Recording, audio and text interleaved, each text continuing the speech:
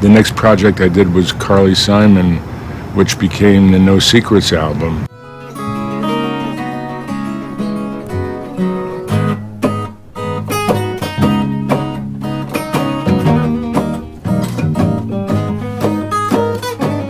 Back the way it used to be, before the door was open.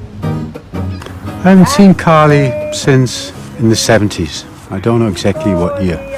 And it was a long time for me to wait to see her again. And she invited me to come up to Martha's Vineyard, which was really great. Nobody ever asked me if I wanted tiny little sandwiches sent up to my room.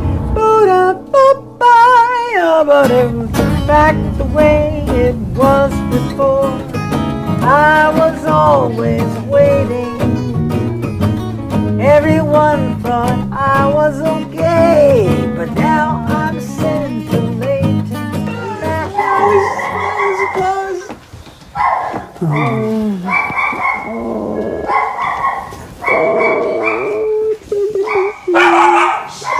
Even with the cameras on.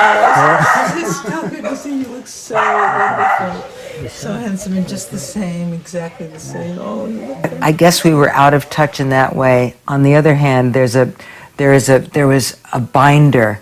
You know, there was something about there's certain people that you meet and right away you know that they know that you know. Back the way it used to be, before the door was open. Back the way it used to be, before the ice was broken. Back the way it used to be.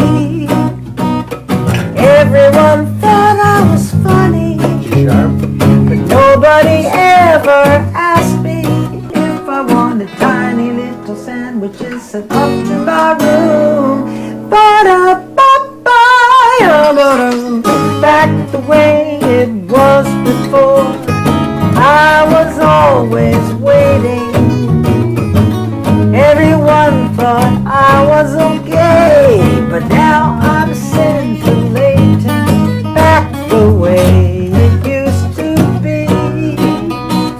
Some people thought I was pretty, but not many passes were made at Klaus came in the first day of the session, and I was overwhelmed by his appearance.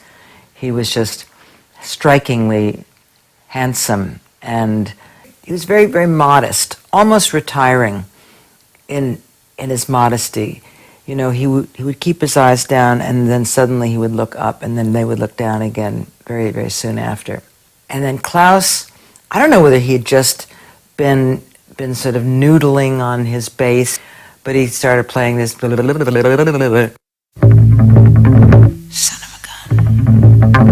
And I said son of a gun in reaction to his playing. It didn't have anything to do with the song. Just he began to play son of a gun. You know, I was so surprised. Son of a gun.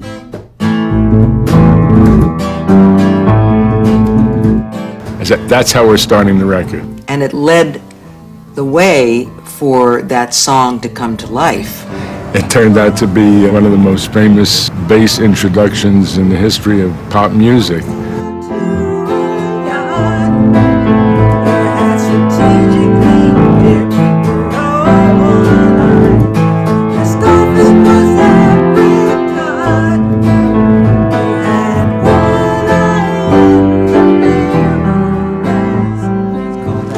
And look, this is the low road and this is the high road.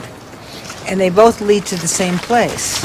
It's just a tribute to I'll take the high road and you'll take the low road, and I'll be in Scotland before you.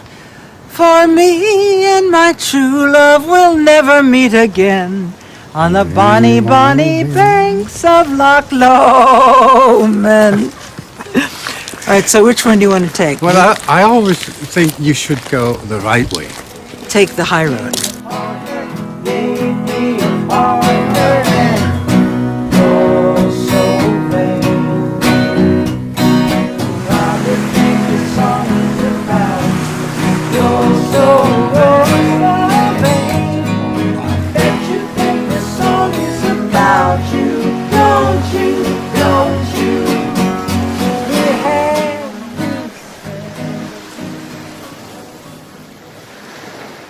The recording technology was far advanced in London than it was in America. The records just sounded better, the engineers were trained better, the arrangers even were trained better with more classical background. Was a time when people were much more able to, or into sharing their music, into sharing the chord changes that they had just learned. Mick Jagger wound up singing the background on You're So Vain. Paul and Linda McCartney sang background on a song called Night Owl, which was written by James Taylor. Mick was recording background vocals in the studio with me, and he said, God, I'm really nervous to meet Paul McCartney. And Paul and Linda were really nervous about meeting Mick. You could imagine that they would have, along with Klaus Voormann and others, have taken up an instrument and said, hey, what about this change? What about this blues song? Do you know this song of Elvis's? And it was like a bunch of kids. It was not till they grew up that things became more, there was a fight to the top.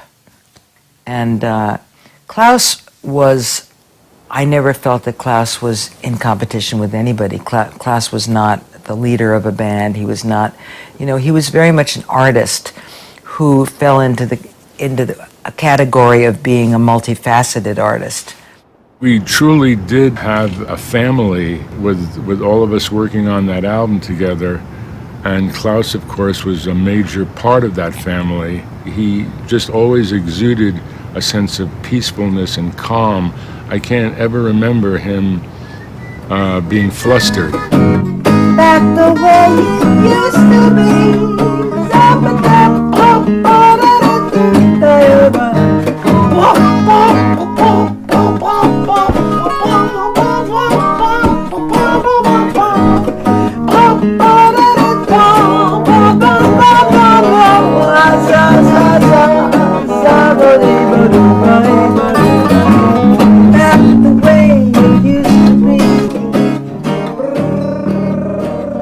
It was very emotional for me because I haven't been in the music business for so many years, and I really said, stop, no more music, this is it. And now suddenly people said, why don't you do this remember thing and visit all those people? And I didn't know that this is going to be so hard on me, that to be back in the music business. And suddenly there we were all sitting and playing, and the people are so nice. And I realized all those times, those friends I had, like John died, George has gone, and those all were friends.